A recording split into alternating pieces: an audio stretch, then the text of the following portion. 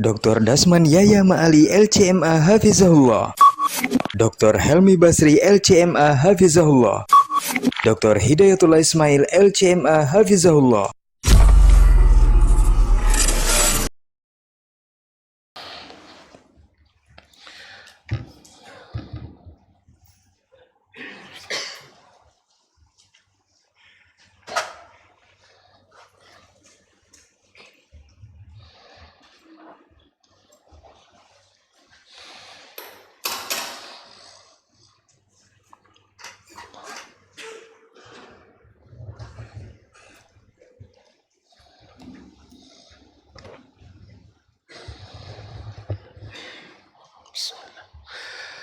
Assalamualaikum warahmatullahi wabarakatuh. Alhamdulillahil wahidil qahhar, al-azizil ghaffar, muqawwiril layli 'ala an-nahar, tabsiratan liulil qulubi wal absar, wa'idhatan liulil nuha wal i'tibar. أشهد أن لا إله إلا الله وحده لا شريك له الملك الجبار وأشهد أن محمدا عبده ورسوله المصطفى المختار صلى الله عليه وعلى آله الأطهار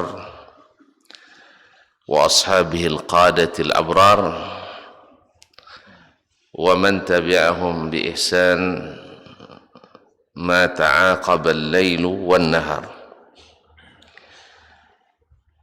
أما بعد فاتقوا الله أيها المسلمون وأيتها المسلمات رب الأرض والسماوات فإنه قد فاز المتقون.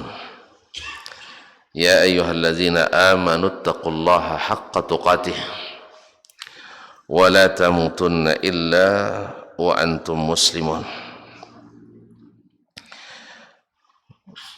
Ma'asyiral muslimin, ma'asyiral muslimat, bapak-bapak dan ibu-ibu, saudara-saudara dan saudari, serta adik-adik dan anak-anak jemaah salat subuh di Masjid Nurul Hidayah,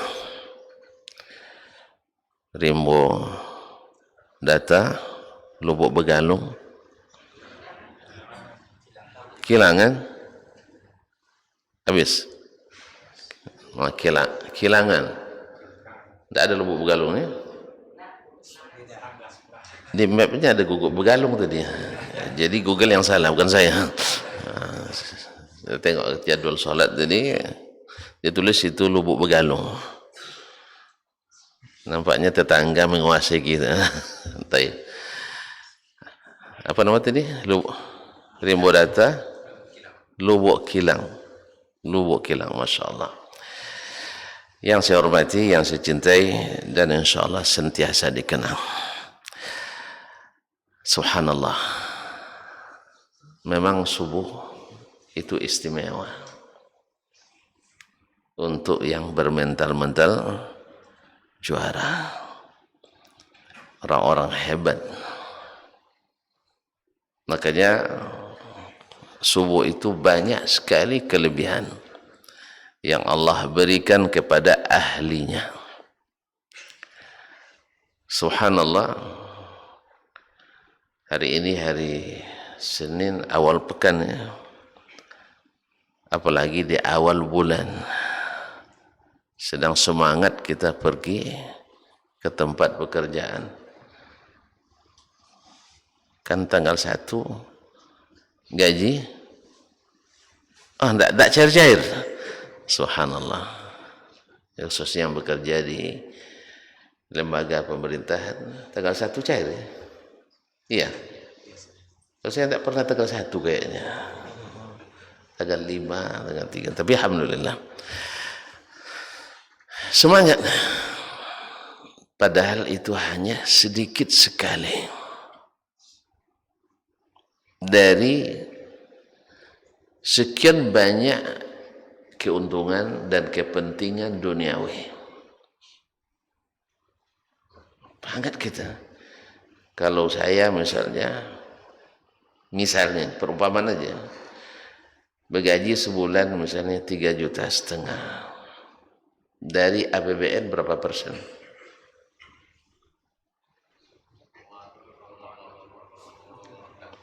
Nanti itu ya, sampai sesak nafas. Nah, sikit sekali. Bersemangat kita untuk mengejarnya, sehingga jangan sampai terlambat. Karena kalau terlambat dikurung tidak boleh masuk oleh pimpinan kantor, karena ada apel Senin pagi. Semangat luar biasa itu kaum muslimat dirahmati Allah.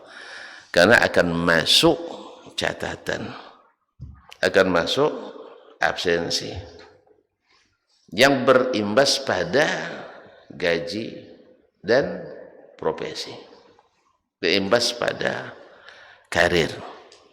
Subhanallah. Nah, yang sedikit ini dari banyak menurut kita dari kepentingan duniawi, yang seluruh kepentingan duniawi ini dibanding dengan salat sunat subuh saja,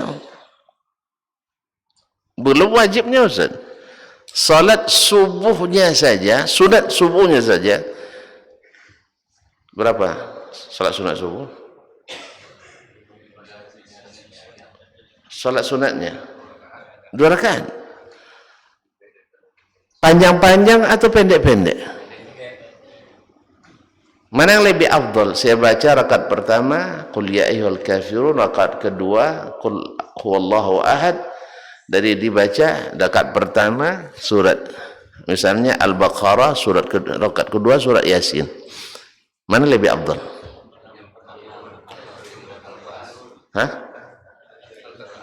Kenapa, Pak? Ini banyak ayatnya, ini sedikit. Itu sunnahnya Nabi sallallahu alaihi wasallam. Tahulah kita bahwa amalan Nabi itu barakah, bahwa amalan Nabi itu sempurna, sikit tetapi nilainya besar. Amalan kita besar, nilainya mungkin sikit. Kata Ibnu Jauzi mengumpamakan orang-orang yang melaksanakan apa yang Nabi perintahkan dan contohkan dengan mengamalkan amalan-amalan lain yang dia ijtihad sendiri tanpa dalil, seperti yang melaksanakan itu ikut Nabi sallallahu alaihi wasallam seperti orang yang mengumpulkan mutiara. Yang tidak mengamalkan itu seperti mengumpul batu dan kerikil. Mana yang mudah dicari, batu kerikil atau mutiara? Ini seriusnya.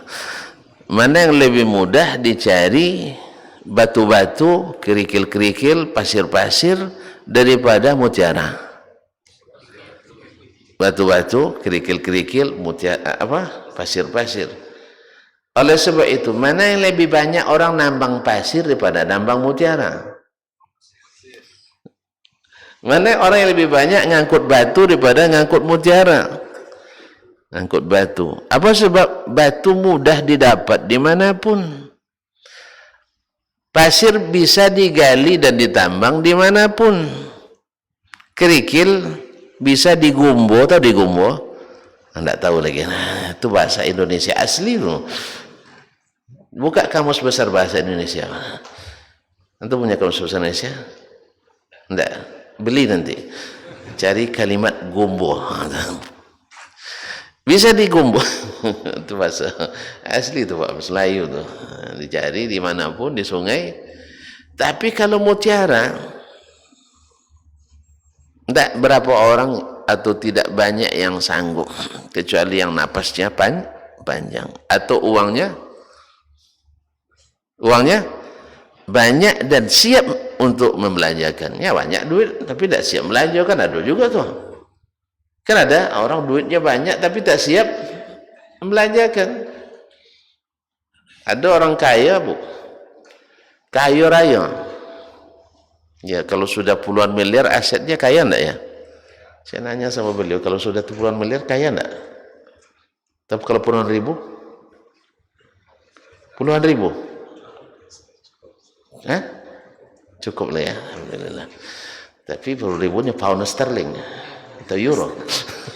Kaum muslimin wa muslimat rahmati Allah. Kaya, tapi makan di rumah makan tetap ramas. Makan rumah makan minta ramas. Itu pun lauknya, sambalnya telur sebelah. Telur sebelah. Pas tengah makan siang, ingat makan malam.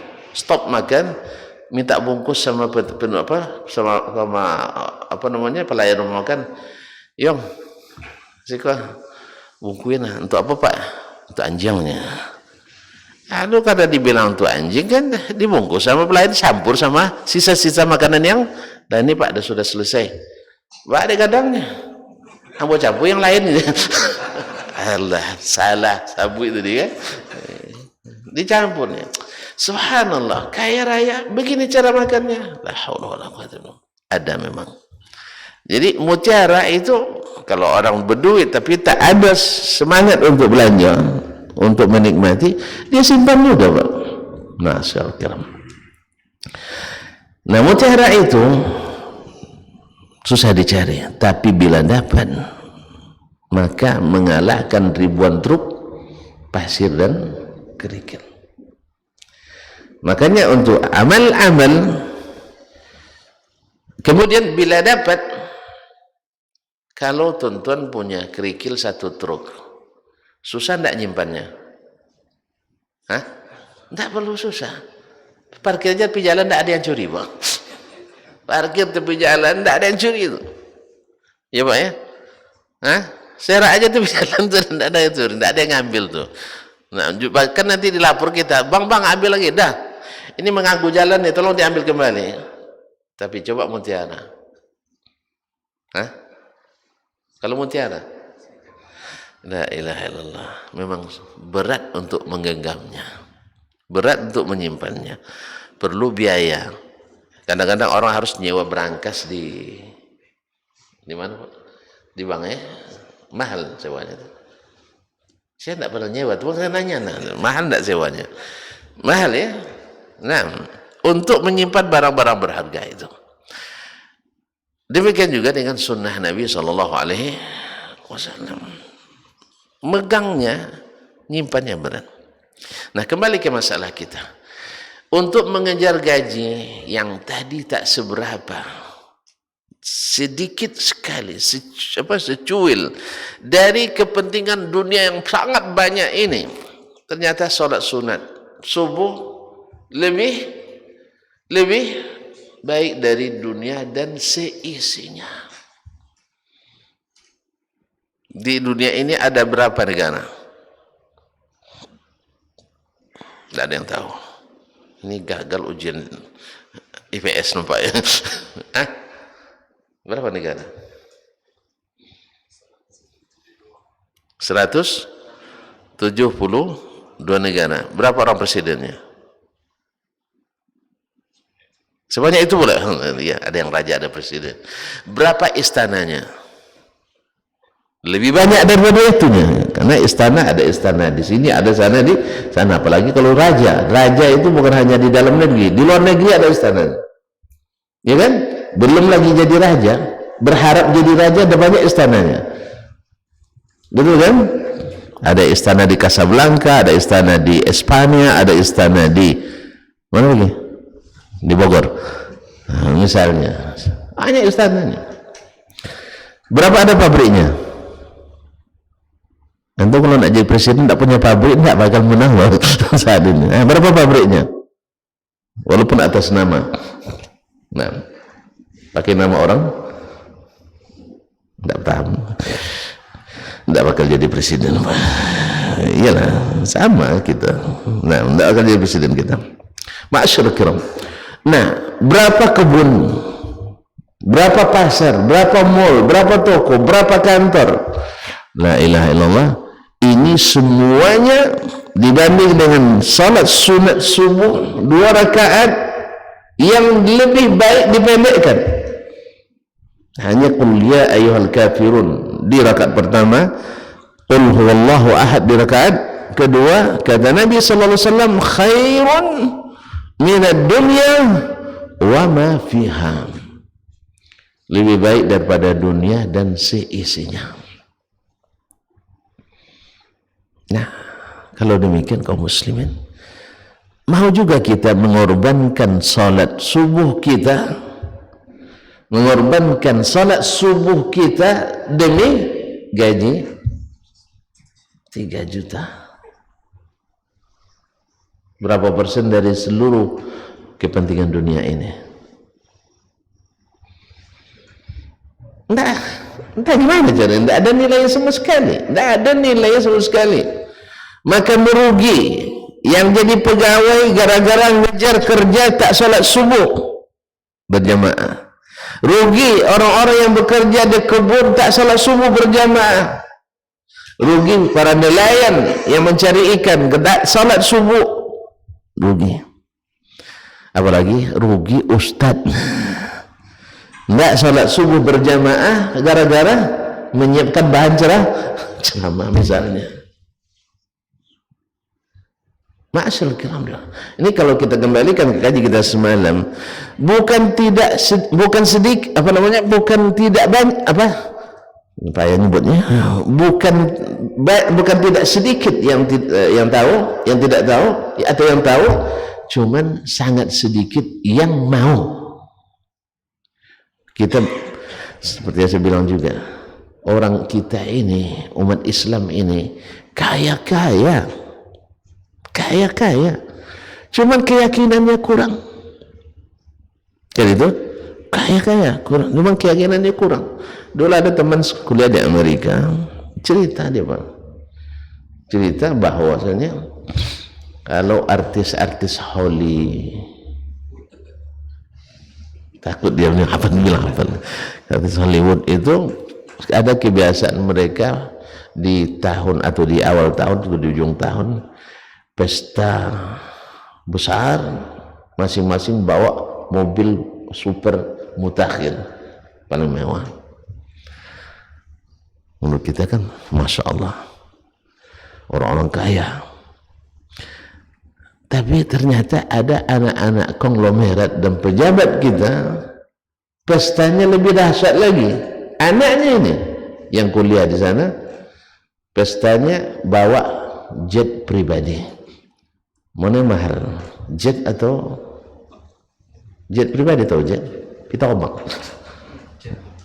Lebih mahal. Berarti mana yang lebih kaya? Anak kita orang Indonesia lebih kaya daripada artis Hollywood Amerika. Tapi antum jangan cari siapa, saya tidak tahu, udah lama itu, saya udah lupa juga, sekarang pula ingat nih kembali. Ma'asyarul kiram, kita ini kaya-kaya sebenarnya, cuman kata Syekh siapa? Salah seorang Syekh kami bilang, yang kurang pada kita adalah keyakinan. Syekh Muhammad Hasan dibilang, yang kurang pada kita umat Islam adalah yakin dengan janji Allah tadi. Yakin dengan janji Allah. Sekarang kenapa orang lebih menyiapkan pekerjaannya daripada menyiapkan solat subuhnya? Karena dia tidak yakin bahwa dengan solat subuh pekerjaannya akan tetap eksis. Justru yang dikhawatirkan, kalau saya solat subuh terlambat bekerja, sedikit dapat keuntungan, atau mungkin saya tidak akan dapat berkarir dan sebagainya, dan seterusnya. Berapa lagi bisikan-bisikan syaitan pada kita. Tapi bahkan yang terjadi justru selanjutnya, berapa banyak orang yang khawatir kalau sudah ngaji nanti tertutup pintu rezeki, kalau sudah ngaji nanti payah bekerja, takkan laku, dan seterusnya, bisikan syaitan pada kita. Tapi orang yang mencoba dan berani, Allah tak pernah menyia-nyiakan amalan orang yang amal fastajaba lahum rabbuhum anni la udhi'u amala amilin minhum. Allah mengabulkan permintaan kita, dia tidak menyia-nyiakan amalan orang yang beramal di antara mereka. Kaum muslimin dan muslimat dirahmati Allah SWT. Ada orang kalau ngaji nanti karir terganggu, rajin baca Quran jadi orang tertuduh, rajin celana cingkrang nanti tak bisa menjadi profesional. Apalagi di saat-saat derasnya terpaan subuhan dan tuduhan bahwa ciri teroris adalah berjenggot, celana cingkrang, selalu bawa Quran di mana-mana, dan salatnya 5 waktu di masjid. Ini sebenarnya sudah lama di negeri-negeri tirani sudah sering diterapkan. Ya, di negeri Arab yang tiran seperti dulu Tunisia, Aljazair, Libya dan sebagainya sudah lama diterapkan itu. Anak muda yang salat 5 waktu satu masjid siap-siap untuk hilang. Teman saya ada yang hilang. Kita di Indonesia ini jaga ini stabilitas yang Masya Allah di Indonesia bagus. Masih bagus, alhamdulillah. Salat 5 waktu di masjid, ada yang gertak, tidak hilang kan? Nah, makanya kita pelihara keamanan ini dan bersama-sama dengan baik. Jangan menyebabkan tindakan-tindakan menyebabkan, sebab setiap ada pelanggaran akan semakin mempersulit aturan itu yang namanya nizam, kata orang Arab, la yarham. Tidak ada kasih sayang kalau turut aturan. Paham. Maka jaga kaum muslimin dan muslimat dirahmati Allah SWT. Sampai di mana tadi? Takut ya. Nah, di saat itu Allah lahirkan salah satu dari putra muslim yang bisa mewakili dan membatalkan apa yang dipropagandakan itu. Berjenggot, rajin ke masjid, celana cingkrang, apa lagi? Rajin baca Quran. Kemudian tinggalnya pun di Arab Saudi. Ini dulu kalau pergi ke Arab jadi jadi kadrun dan sebagainya, tidak akan semak baju. Nah, di saat mulut orang itu berbusa menghembuskan syubhat seperti itu, Allah datangkan orang ini yang masih muda, yang bernama Muhammad Yogi Erlangga, bisa memecahkan rumus fisika yang tak terpecahkan oleh para pengarih raih hadiah Nobel dunia, tak terpecahkan selama lebih dari 30 tahun. Dipecahkan oleh pemuda ini, asli Tasikmalaya. Pernah dengar? Nah, berarti kalau panjang jenggot goblok, tidak benar. Waktu pas itu ada yang bilang, seorang yang tak tahu apa yang dia ucapkan, dia sendiri tidak paham apa yang dia ucapkan. Kadang-kadang auzubillah, orang kalau sudah terlalu ngikut hawa dan akal, tertutup akalnya.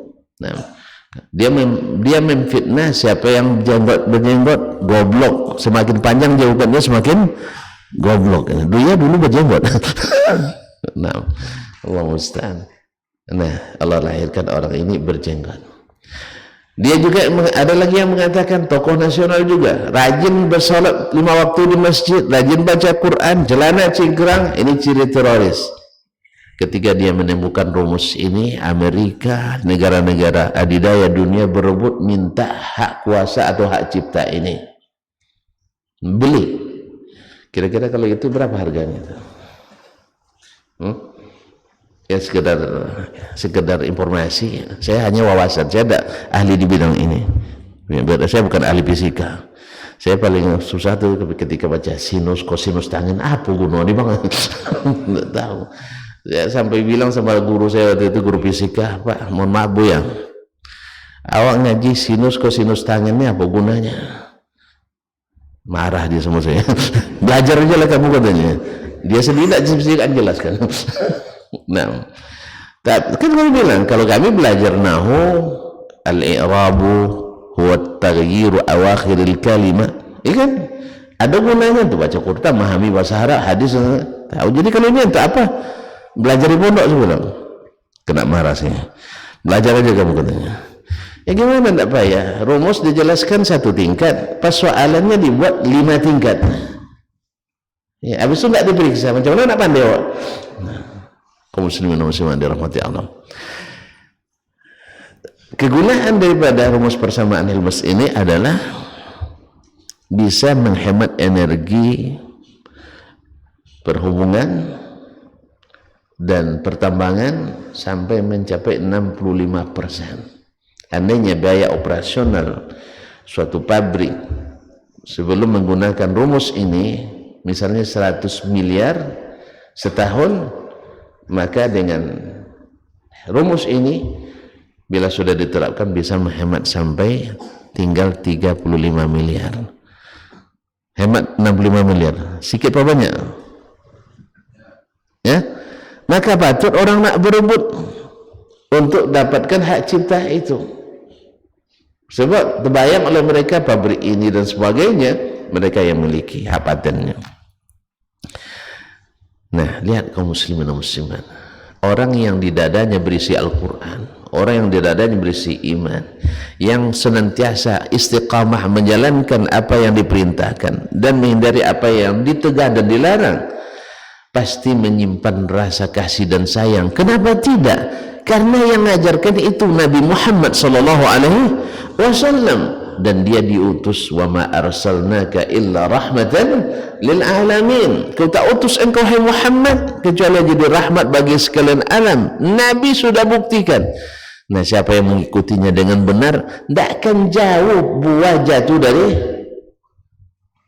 dari pokoknya kecuali pohon condong itu. Awak nanam batang, orang nambil buahnya. Ada dulu ini ibu-ibu di kampung saya, ada si fulan, dia beristri di tempat lain gitu. Awak nanam pokok, orang dapat buahnya. Lalu saya jawab, salah ibu sendiri. Kenapa ditanam di perbatasan? Tanam di Ajo, iya kan? Tanam di Sembadan, iyalah. Kalau tidak mau orang dapat buahnya, tanam di tengah-tengah tanah kita. Ini tidak ditanam di Sembadan. Itulah condong pula. Orang. Jadi kalau muslimin dirahmati Allah, apa yang dia katakan? Dia lihat, dia tidak memikirkan keuntungannya, karena memang diajar umat yang beriman itu bukan untuk mengorbankan agama, bukan mengorbankan umat manusia, tapi untuk menghidupkan agama, menghidupkan kemanusiaan. Apa katanya? Ini saya wakafkan untuk kemanusiaan. Padahal dana yang dihabiskan untuk penelitian itu hanya 7,2 miliar. Di Pemkab kita, di Pemprov kita ada tidak penelitian dengan dana ini? Untuk satu orang? Ada, Pak? Saya nak ngajukan? Tidak ada. Dia adalah seorang dosen di King Faisal University Arab Saudi. Dari situ dia berangkat ke Jerman untuk membuat penelitian. Alhamdulillah hasilnya ini. Dan dia rajin ke masjid, berjenggot, rajin baca Quran, celana cingkrang, salat 5 waktu, terjaga di rumah Allah. Ketika dapat nikmat besar, dia ingat kemanusiaan yang besar. Dia katakan ini wakaf untuk kemanusiaan. Pakailah, Amerika nak pakai, Rusia nak pakai untuk kemaslahatan umat manusia. Sanggup antum? Karena baru celana cingkrangnya baru, ya. Dalam baru masih baru. Rajin salat. Jadi semua terjawab. Hanya orang-orang yang tidak mengakui kelebihan orang punya kelebihan saja yang mengingkari. Na'asyurul kiram rahmati Allah. Tapi memang tidak sedikit pula orang, tidak sedikit pula orang, ibarat kata pepatah Arab, tetap kambing walaupun terbang. Pernah bapak-bapak nih, ibu-ibu dengar cerita kambing terbang? Belum ya? Belum sampai kisah ke sini. Ada kambing terbang. Tahu ceritanya deh? Mau dengar juga? Subhanallah. Gak enak jadi ceramah juga nih tadi. Dalam kisah ini jadi tamsil. Tamsil, tahu tamsil kan bahasa petata petiti orang, bahasa apa namanya? Tamsil, bahasa kiasan. Bukan anekdot palsu. Anekdot kan sebagian terbangun dari bukan dari apanya. Misalnya tamsil kita air pancuran turunnya, pada lupa rupanya apa. Air pancuran turunnya ke nggak pakai bahasa Indonesia lagi ya. Hah? Apa kapan cerita itu takkan jauh buah jatuh dari pokok. Ini kan tamsilnya. Artinya anak tak akan jauh dari perangai bapak atau ibunya. Jadi kalau makanya orang dulu kalau berhasil anaknya lihat dulu orang siapa bapaknya. Bilang pula ibu lihat dulu bagaimana siapa dulu mamanya. Nah, kaum muslimin jadi tamsil oleh orang. Ada dua orang di masa jahiliyah dulu berjalan. Dari kejauhan terlihat titik hitam. Kan tak jelas apa, kan diam nih kan. Lalu yang satu bilang, menurut kamu itu apa? Kalau menurut saya itu gagak. Yang tadi bilang, enggak, itu kambing katanya. Akhirnya bertaruh dia. Tahu bertaruh? Bertaruh. Enggak tahu juga. Nah, siapa yang benar? Taruhan, bertaruh nih. Akhirnya berkejar mereka tempat itu. Pas sampai terbang itu. Kalau terbang berarti enggak. Yang bilang kambing tak mau menyerah, enggak mau bayar. Pokoknya tetap kambing walaupun terbang. Ya. Walaupun kambing, apa namanya? Tetap kambing walaupun terbang. Akhirnya jadi tamsil bagi orang yang tak mau menerima kebenaran yang terang menderang. Nah, ini kata terang ini kaum muslimin muslimat, bahwasanya menjaga salat takkan merugikan sama sekali. Dan jaga apalagi salat 5, apalagi salat subuh berjamaah. Ma'asyiral kiram, apa saja kelebihan yang Allah berikan? Kalau tadi salat sunatnya saja lebih baik daripada dunia dan seisinya. Salat sunatnya lebih baik daripada dunia dan seisinya. Ada contoh kasus, ini contoh lain, contoh kasus orang yang hadir ya salat subuh di masjid. Habis itu ada pula pengajian. Ya, masih kerabat saya. Waktu itu dia kerjanya apa namanya itu ya, motong getah itu apa namanya? Menakiak getah. Menakiak gota. Ya. Karena yang ceramah subuh itu saya segan dia pergi. Biasanya subuh dia mulai berangkat, selesai jam 11. Tapi karena ini orang Sumando yang ceramah kan segan ya kan. Akhirnya ditunggunya sampai suruk.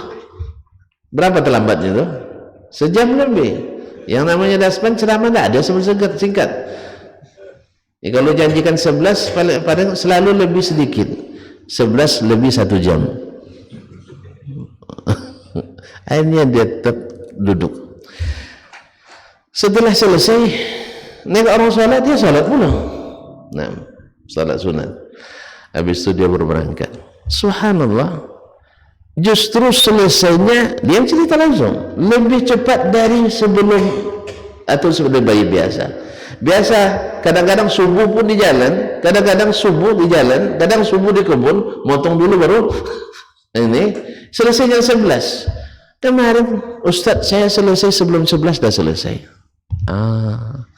Benarlah kata Allah Subhanahu wa ta'ala, kata Nabi alaihi salatu wassalam, bahwasanya siapa yang salat subuh berjamaah fi zimmatillah, dijamin oleh Allah Subhanahu wa ta'ala barakah waktunya. barakah waktunya. Berapa banyak kaum muslimin dan muslimat orang yang menjaga salatnya, subuhnya dijaga oleh Allah Subhanahu wa taala. Kalaulah Allah jaga dia dari masuk neraka, apalagi pasti dijaga dari yang lebih kejam daripada itu. Ada kisah dua orang staf di sebuah perusahaan asing, perusahaan besar. Pernah dengar perusahaan kertas terbesar di Asia Tenggara? Besar nggak perusahaannya? Ya. Manajernya saya dari Taiwan. Ada dua orang tugas luar, masuk dalam perjalanan, azan orang di masjid. Kalau azan masjid kan sudah dinas mau habis kan.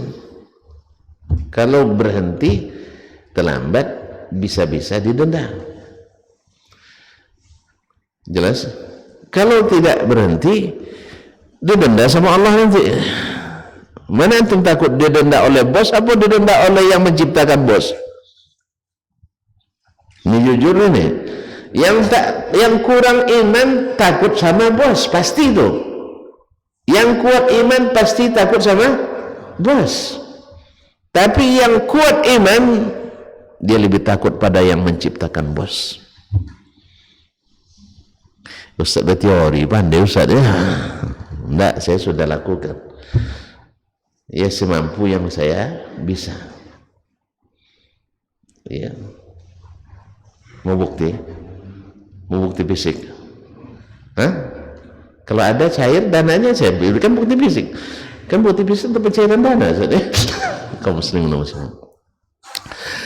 La ilaha illallah Muhammadur Rasulullah. Akhirnya antara dua orang ini tidak sama manhajnya. Satu takut sama bos, satu takut sama Rabb yang menciptakan bos. Disebutkan olehnya, yang satu terus ke perusahaan, tidak ikut sholat. Dia sholat nanti saja.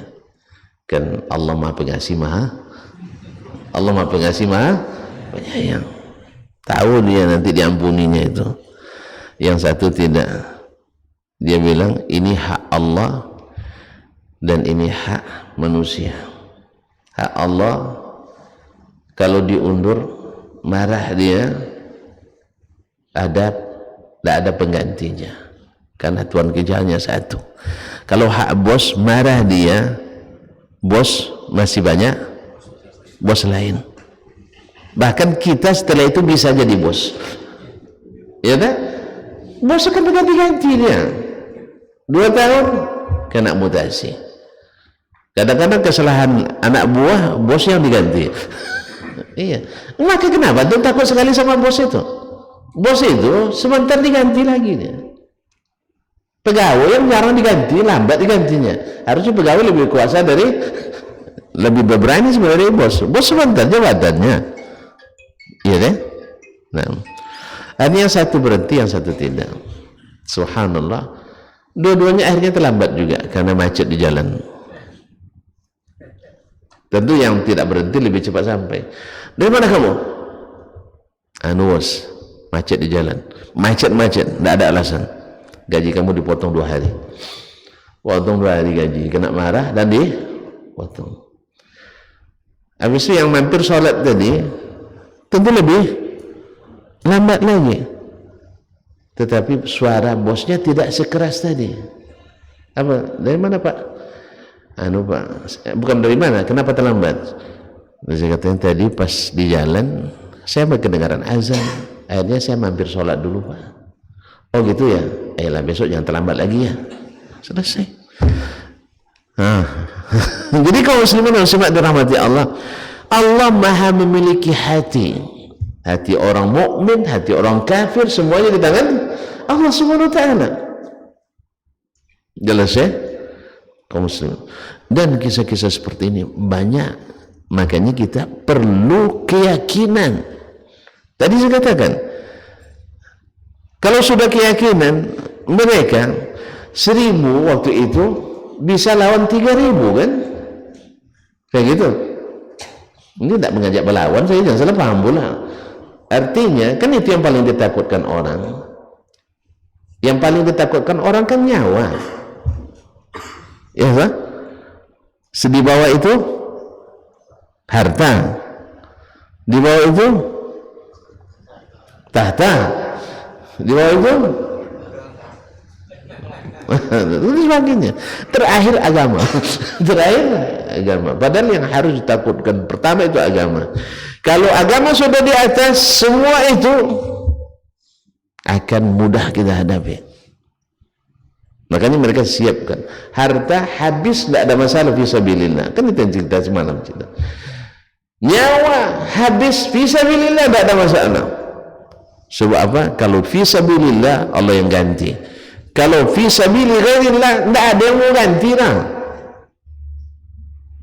Makanya kalau kita kaum muslimin dan muslimat dirahmati Allah, andainya negeri kita diserang oleh musuh sekarang ini misalnya, nak direbut negara kesatuan Republik Indonesia oleh orang luar, maka umat Islam wajib bangkit berjihad melawan penjajah. Tapi jangan lupa, bukan atas nama selain Allah, tapi atas nama jihad fi sabilillah. Sebab jihad fi sabilillah lah yang lebih besar. Sebab jihad fi sabilillah negara terjaga, pahala didapat. Tapi kalau bukan fi sabilillah, negara belum tentu dijaga. Apa sebab? Allah tak bantu kita. Makanya dalam perjuangan kemerdekaan dulu yang banyak teriakan Allahu Akbar, bukan fire. Fire tuh muslim. Fire itu tapi adalah Allahu Akbar. Disiram negeri ini dengan darah para syuhada. Ma'asyiral kiram dirahmati Allah. Syekh, baru mukadimah Ustaz. Baru mukadimah. Kan saya kan belum sebutkan hikmah salat subuh berjamaah. Kan baru mukadimah itu. Kalau antum dah capek, tidak apa-apa, kita sambung lain waktu aja, enggak masalah. La haula wala quwwata illa billah. Kaum apa? Gimana? Suka lihat jam. Enggak. Kaum muslimin dan muslimat yang dirahmati Allah. Jadi kalau bermuamalah dengan Allah itu selalu nilai kita lebih tinggi daripada bermuamalah dengan selain Allah. Oleh sebab itu harus kita dahulukan itu. Harus kita dahulukan itu. Makanya kalau para pemimpin, para pengambil kebijakan tahu bahwa menghidupkan sunnah Nabi itu lebih membuat mereka bermartabat, lebih membuat mereka lebih terhormat, pasti mereka akan berlomba-lomba untuk bahkan untuk ikut, seperti kata Imam Asy-Syafi'i rahimahullah, andainya para raja itu tahu kenikmatan yang didapat oleh orang yang menghidupkan agama ini, pasti mereka akan berebut tempat duduk dengan kita di sini. Cuman sayang yang sampaikan banyak para pembisik. Kalau pembisik itu banyak yang dibikin pembisik. Kalau bisik-bisik biasanya, kalau bisik-bisik biasanya makar. Biasanya makar. Sekarang jadi pembisik pemimpin, dia besok jadi lawan politik pemimpin. Jangan bilang pengkhianat, jangan. Suka lompat pagar. Lompat pagar. Di mana ada kepentingan, aku ada di situ. Padahal yang menyelamatkan adalah orang-orang yang taat, orang-orang yang senantiasa bermunajat, orang-orang yang tidak berebut untuk kepentingan duniawi. Karena orang yang rajin salat subuh berjamaah, pasti baginya dunia tidak begitu berharga, tapi dunia akan mengejarnya. Mana yang lebih enak, Pak? Awak mengejar atau awak dikejar? Awak dikejar, kita dikejarnya. Ya tak? Mana lebih bangga Bapak? Ngejar-ngejar dia atau dia ngejar Bapak? Nah. Pasti lebih pede kita bahwa kita dikejarkan. Kalau kita cerita, subhanallah, kemarin saya ketika di Jakarta 2 tahun, banyak yang ngejar-ngejar saya. Daripada saya ketika Jakarta, berapa orang yang saya kejar, tidak ada yang dapat. Maka dunia itu seperti itu. Biarkan dia mengejar kita. Jelas? Capek kita ngejar dunia itu saya. Sebab dikejar dia lari. Kata Nabi SAW. Tapi kalau kita tinggalkan dia, baru dia tahu. Itu bapak tuh, abang tuh harus kita dapat. Karena dia berharga bernilai. Jadi berpaling daripadanya membuat dia cinta pada kita. Kalau kita kejar, dia berpaling dari kita. Kita yang lelah sendiri. Jadi kaum muslimin dan muslimat dirahmati, orang yang sudah begini tidak akan menjadi saingan yang menghentikan langkah kita mendapat yang kita inginkan. Ma'asyarul kiram. Apa kebaikan-kebaikan yang Allah siapkan untuk orang yang hadir sholat subuh berjamaah? Tadi sudah dikatakan, kalaulah pahalanya, sunatnya lebih baik dari dunia dan seisinya, tentu wajibnya tak terkira lagi oleh kita. Makanya orang yang masuk surga, yang terakhir masuk surga, nikmat yang dia dapatkan 10 kali lipat nikmat dunia. Terakhir masuk surga tuh. La ilaha illallah. Ustaz, orang masuk surga dan masuk semuanya ahli surga. Kalau mereka ada masuk, ada yang sendiri merangkak menuju surga karena baru keluar dari neraka. Allah dicuci di suatu sungai Ma'ul Hayat, dibersihkan kerak-kerak neraka daripadanya. Nah, sudah terbangun surga itu olehnya 60 tahun perjalanan atau 70 tahun perjalanan, lalu dia minta masuk surga. Kata Allah SWT, mau tak kamu saya berikan yaitu sebesar kenikmatan dunia? Mau ya Allah, katanya. Mau dia. Kenapa enggak? Karena dulu dia masuk neraka itu gara-gara ngejar gaji 3 juta. Ini diberikan balasan seluruh yang dimiliki umat manusia di dunia ini. Mau enggak dia? Mau enggak? Sekarang dia meninggalkan sholat subuh gara-gara sholat jemaah, maksud saya, gara-gara 3 juta, 2,5 juta tadi. Sekarang diberikan kepadanya seluruh yang kau kejar, dari seluruh yang dikejar umat manusia dunia ini saya berikan kepadamu. Mau enggak? Pak, andainya dikatakan oleh pimpinan bapak gaji sebulan? Jangan bilang rahasia. Nah, misalnya, Pak, ya, Bapak sholat subuh ya, habis itu saya kasih ngaji senilai seluruh gaji seluruh karyawan. Mau enggak? Mau enggak? Jangan mau lagi, mau sekali. Nah, mau dia. Lalu Allah katakan, walaka mithluh, walaka mithluh, walaka mithluh, walaka mithluh. Diulang oleh Allah 5 kali lipat lagi. Sampai 5 kali lipat di bawah. Raditu ya Rabb, sudah cukup ya, sudah cukup katanya. Dikiranya itu sudah terlalu banyak. Bayangkan dengan yang awal-awal masuk surga, yang masuk surga tanpa hisab, yang dekat-dekat dengan baginda Rasulullah sallallahu alaihi wasallam, berapa nikmat mereka beri. Oleh sebab itu saya selalu pesan pada diri sendiri dan bapak-bapak dan ibu dimanapun berada, jangan jauh-jauh dari jalan Nabi. Karena kita nempel dia terus, mudah-mudahan dekat juga di surga. Tapi kalau dia ada jauh, belok kiri, belok kanan, takut nanti mana udah sementara ini tidak nampak kan. Orang dah mulai makan, awak juga belum nampak. Macam amat semalam tak nampak dia, menjauh dia. Akhirnya awak dah makan, dia belum dapat makan. Rupanya masuk angin. Jadi kalau muslimat dirahmati Allah, makanya jangan menjauh. Ada dulu syekh datang dari Kuwait, dari Arab Saudi. Ada 2 teman, artinya junior saya. Dia nak ngajukan masuk S2 di Arab Saudi. Saya bilang, satu, jangan jauh dari saya. Jangan jauh-jauh dari saya. Tempel saya terus. Pergi makan, ikut kalian makan. Kan ikut makan aja nak mau. Saya masuk ruangan, ikut masuk ruangan.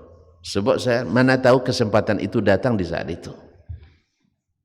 Nah, sekarang kan yang didengar, yang diberi izin, berikan syafaat hari kiamat itu siapa? Rasulullah SAW. Maka tempel dia terus. Jangan peduli dipanggil orang yang lain. Tidak, saya ikut Nabi. Sebab di sini penentu. Oh enggak, di sini banyak orang ramai, jangan. Ikut ke Nabi sallallahu alaihi wasallam.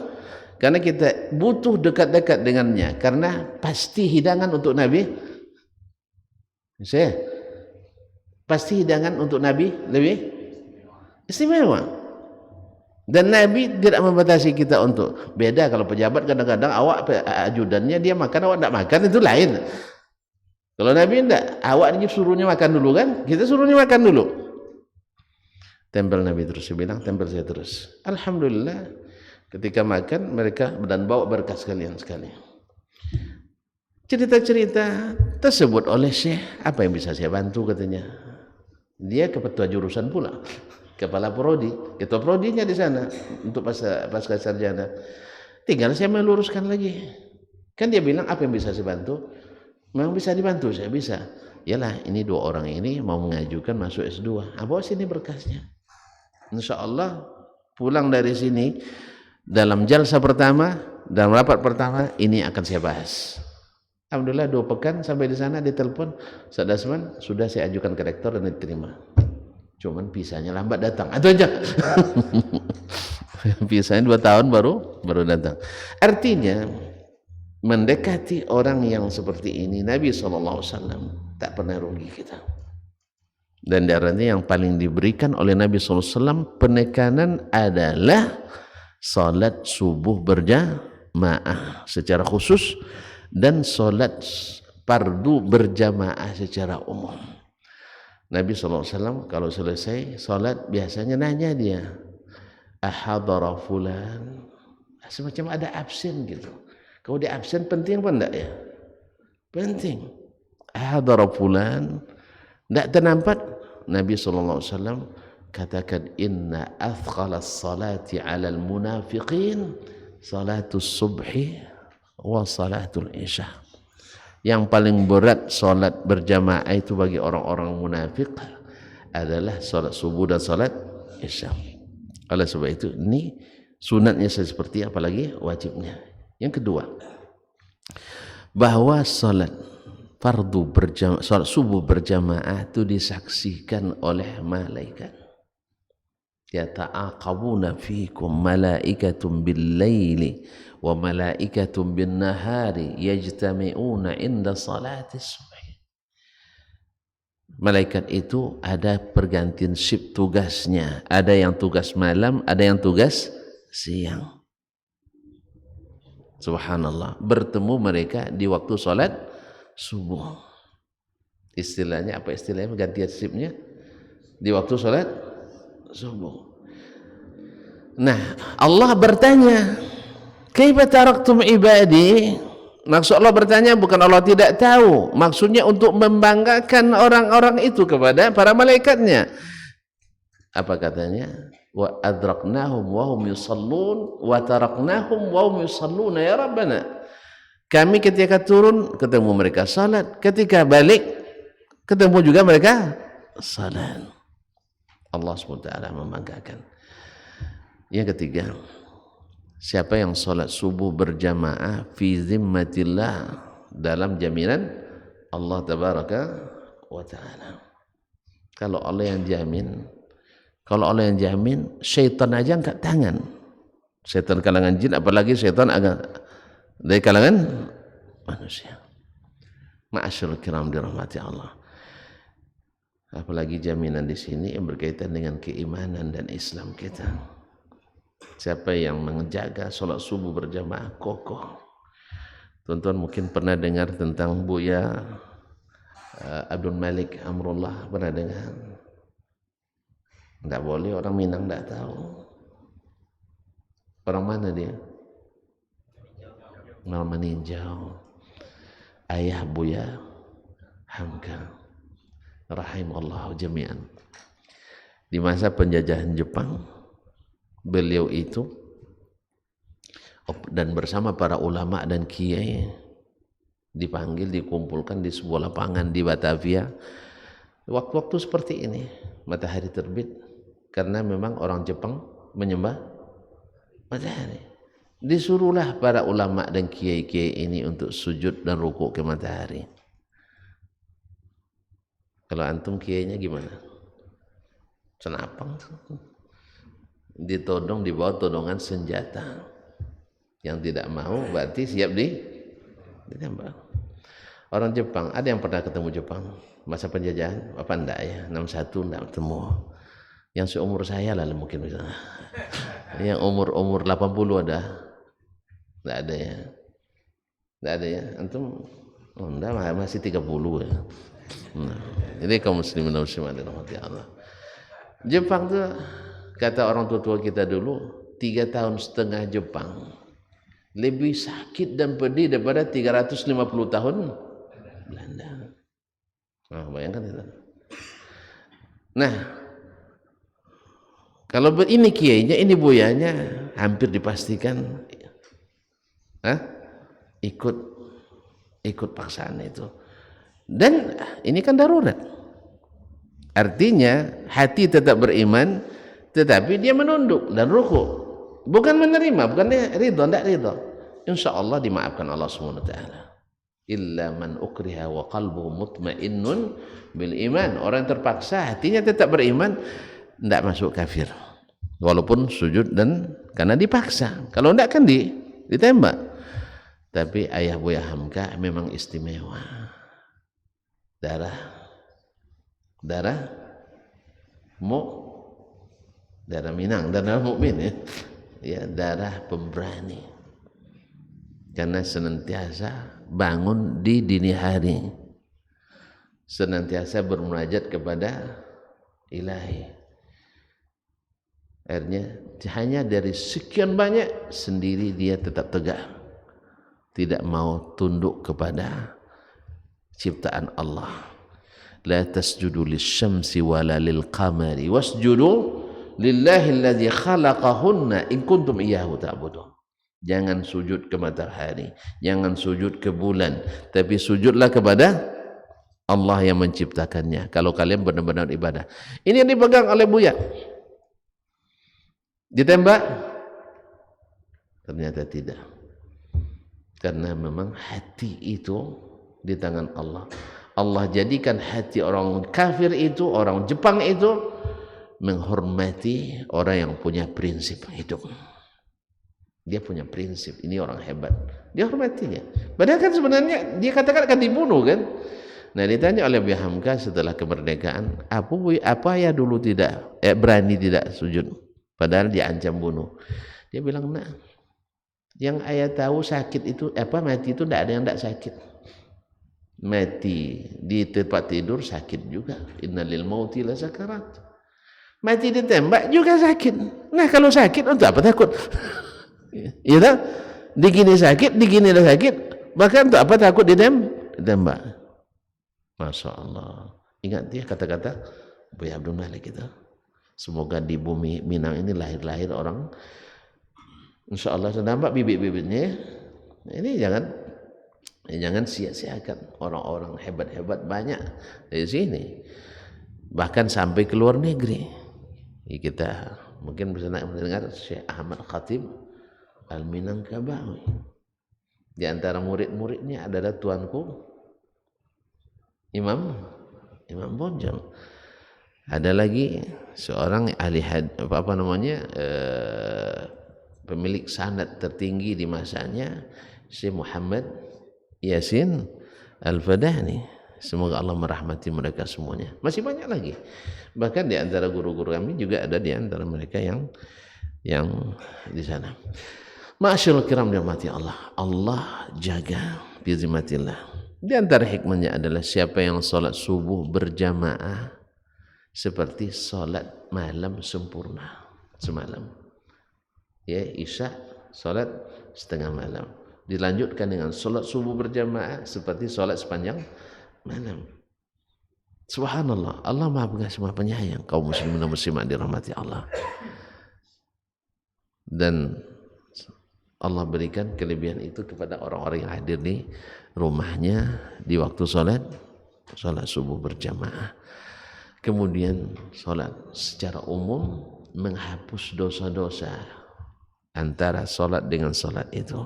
Kalau tak ada lagi dosa, Allah ganti dengan kebaikan. Itu sholat secara umum, apalagi sholat subuh yang lebih afdal. Salat subuh disaksikan dan Allah bersumpah dengan waktu subuh, wal fajri walayalin ashr. Allah tidak bersumpah ke dia makhluknya kecuali yang utama. Ma'asyarul kiram dirahmati Allah SWT, bahwasanya salat subuh berjamaah itu mendatangkan rezeki, memudahkan jalan kita. Allah mudahkan. Dan salat subuh berjamaah menguatkan iman, bebas dari kemunafikan. Walaupun hadis yang berbunyi siapa yang salat subuh berjamaah kutibat lahu bara'atan, dituliskan baginya pembebasan dari nifak dan ishhadu man la ilaha illallah Muhammadur Rasulullah idza ra'aitumur rajula ya'tadul masajid fashhadu lahu bil iman. Apabila kalian melihat seseorang yang senantiasa ke masjid, saksikan dia beriman. Secara lafaz ini adalah lafaz yang riwayatnya tidak sahih atau dhaif, tetapi makna secara umum bahwasanya Nabi mengatakan salat berjamaah itu adalah tanda iman. Sebab dikatakan yang paling berat bagi kaum munafikin adalah salat subuh dan salat isya, berarti ringan bagi kaum mukminin. Maka biar kalau sudah ringan bagi kita salat ini berjamaah, mudah-mudahan kita termasuk ahlul iman.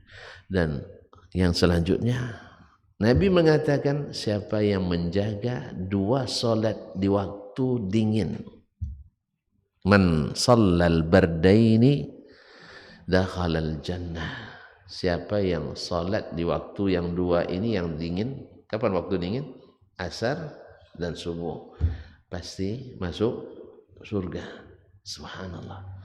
Semoga Allah SWT jadikan kita, dan masih banyak lagi fawaid dan hikmah, dan tentu saja yang sangat-sangat juga kita harapkan kalau kita sholat subuh, apalagi kalau subuhnya dilambatkan sedikit, bukan langsung azan langsung qomat, ya, menunggu lebih lama, kemudian sholatnya lumayan seperti imam, masya Allah, tidak panjang sekali juga tidak terlalu pendek, jangan inna a'taina atau wal asri. Iya, belum hilang kantuk, udah selesai sholat, habis itu langsung pulang. Tentu nggak tidur kita. Tidur di waktu selepas subuh, rezeki dipatok ayam kata orang tua kita. Iya, artinya barakah hilang. Kadang Nabi SAW mendoakan Allahumma barik li ummati fi bukuriha. Nah, kalau seandainya antara terbit matahari dengan sholat subuh tak terlalu panjang, insya Allah kantuk pun hilang.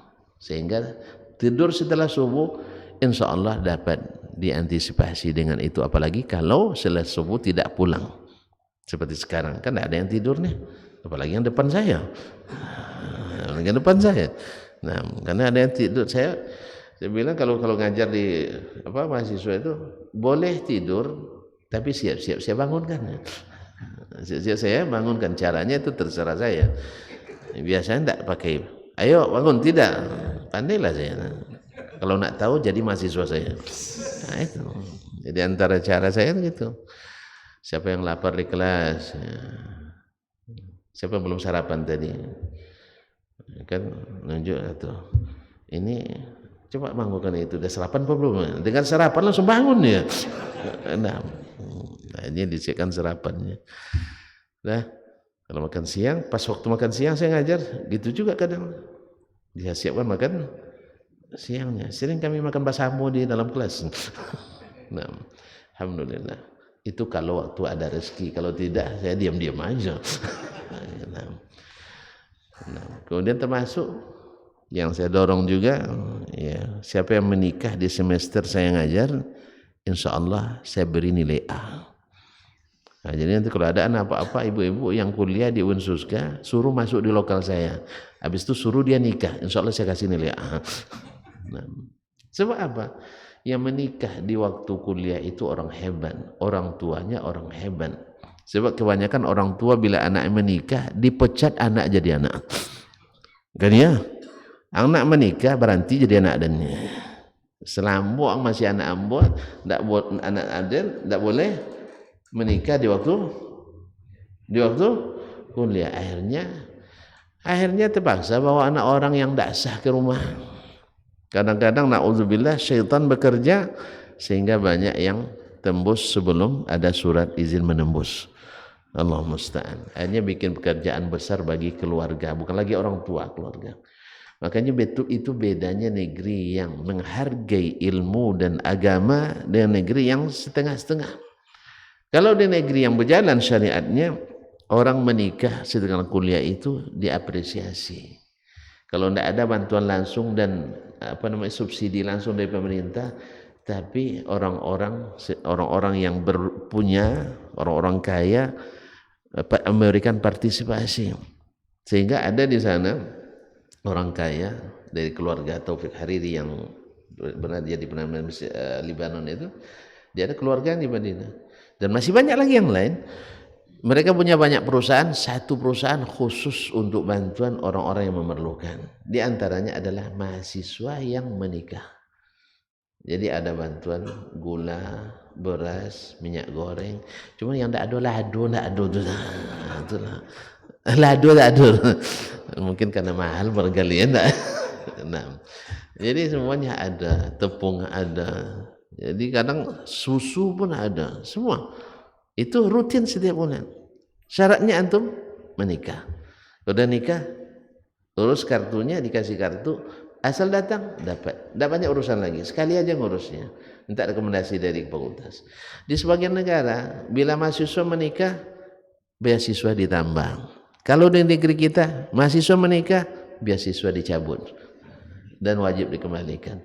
Nah, tolong doakan para penguasa kita, mudah-mudahan mereka merubah ini. Iya, jangan mendukung yang apa tadi, ayam-ayam tadi, ayam-ayam apa tadi? Apa Cik? Allah musta'an. Yang kayak gitu itu merusak moral, menghilangkan rasa malu dari anak-anak kita. Semoga Allah SWT memberikan taufik kepada kita semuanya, khususnya para ulama, khususnya para penguasa, untuk menjaga ilmu dan agama kita ini. Barangkali demikianlah Pak ya. Seperti semalam juga jelas semuanya, sehingga tidak ada yang perlu ditanyakan lagi.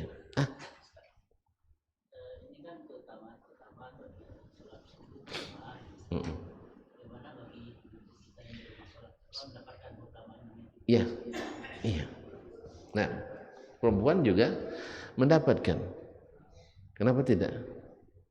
Karena Allah dan Nabi-Nya menyuruh mereka yang salat di rumahnya. Kalau dia datang, mudah-mudahan juga dapat.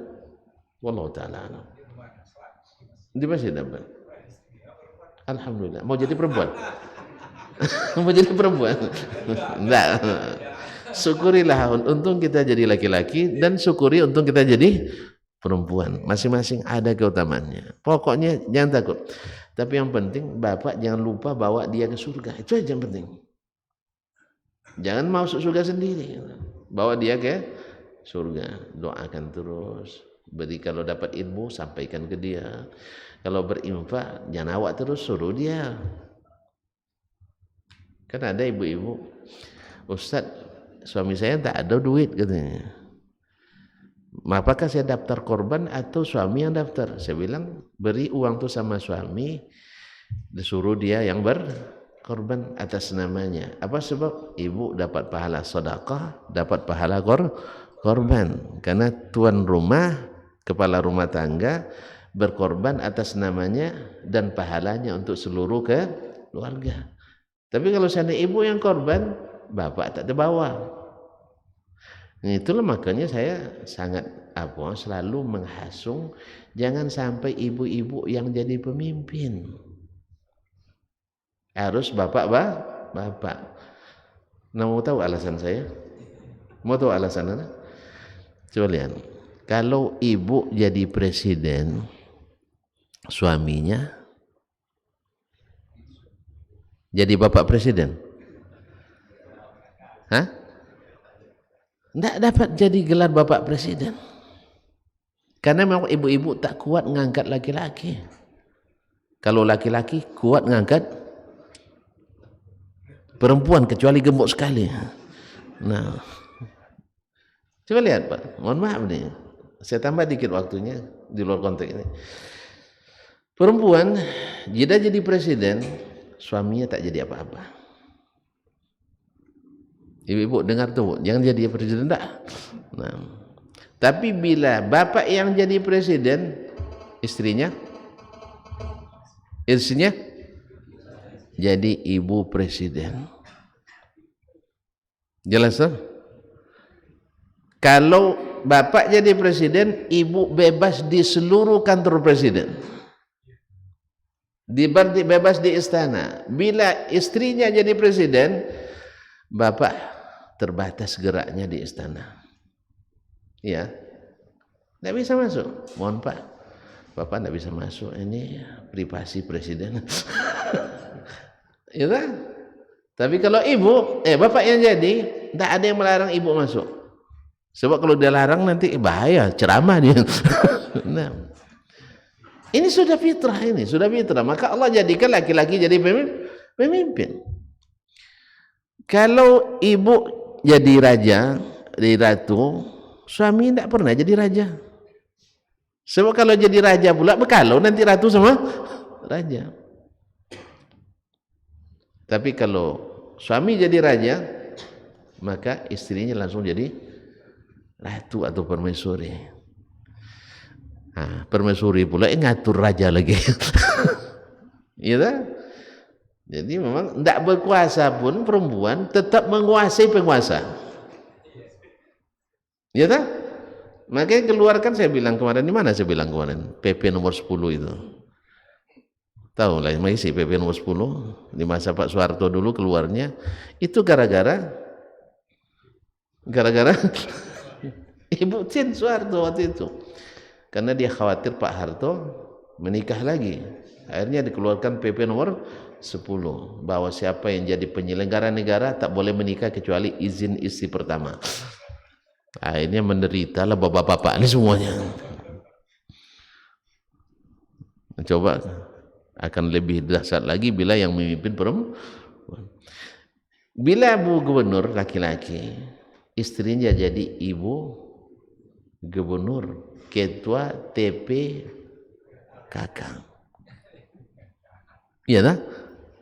Jadi ketua Dharma Wanita.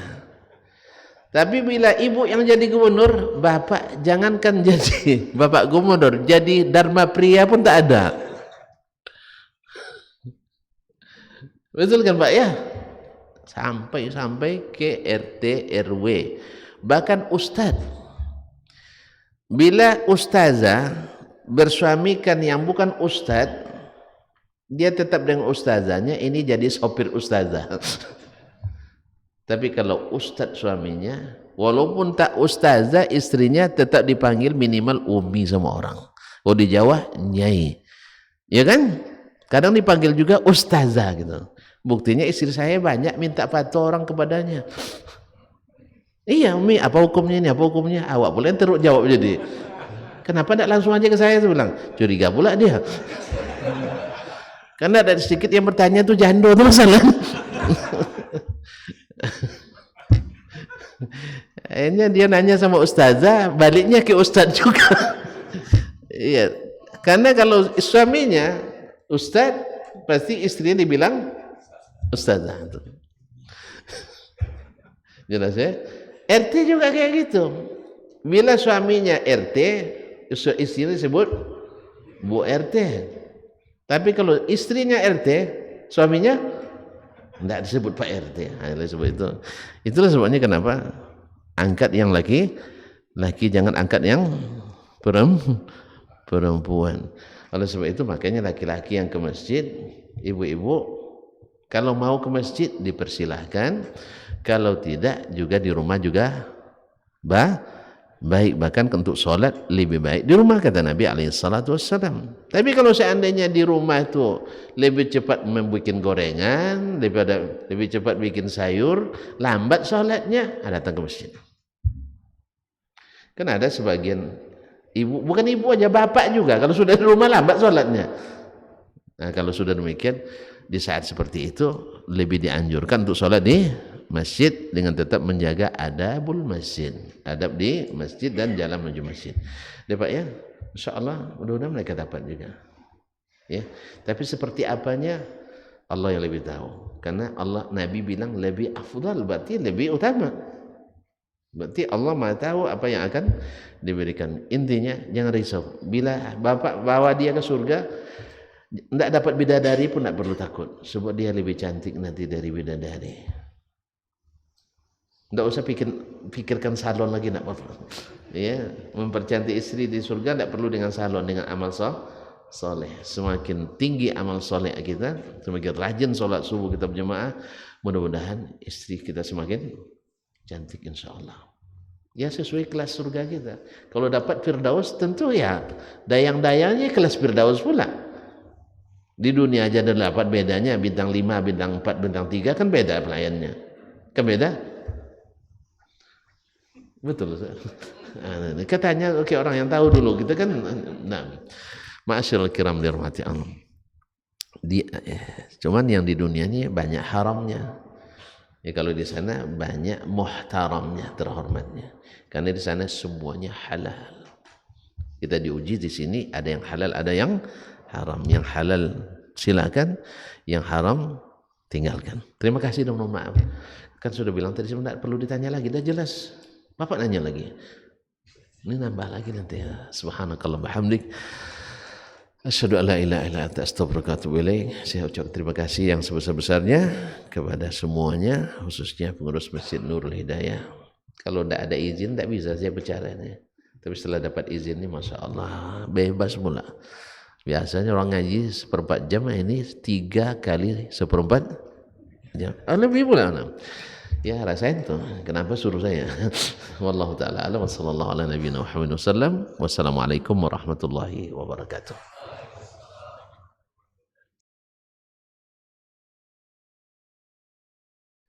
Majtama'a qaumun fi baitin min buyutillah yatluna kitab Allah wa yatadarasunahu fima bainahum illa nazalat alaihimus sakinah wa ghasyiyatuhumur rahmah wa haffat bihimul malaikah wa dzakarahumullahu fiman indah. Tidaklah suatu kaum duduk di salah satu rumah Allah membaca ayat-ayat Allah dan sama-sama mempelajarinya, kecuali turun kepada mereka as-sakinah, ketentraman dan kenyamanan. Wa ghasyiyatuhumur rahmah, dan mereka diliputi pula oleh rahmat, kasih sayang dari Allah Subhanahu wa taala. Wa haffat bihimul malaikah, dan mereka pun dikelilingi oleh para malaikat, karena malaikat suka majlis-majlis zikir dan ilmu. Wa dzakarahumullahu fiman indah, dan Allah akan banggakan sebut-sebut mereka di kalangan malaikat-malaikat yang ada di sisinya, di masyarakat atas. Mudah-mudahan kita termasuk yang sering disebut-sebut di sisi Allah, di kalangan para malaikat. Dan di akhir majelis ini mudah-mudahan kita pula mendapatkan seperti yang tersebut dalam hadis qudsi, qumu maghfuran lakum, silahkan berangkat meninggalkan majelis ini dalam keadaan diampuni dosa-dosa kalian.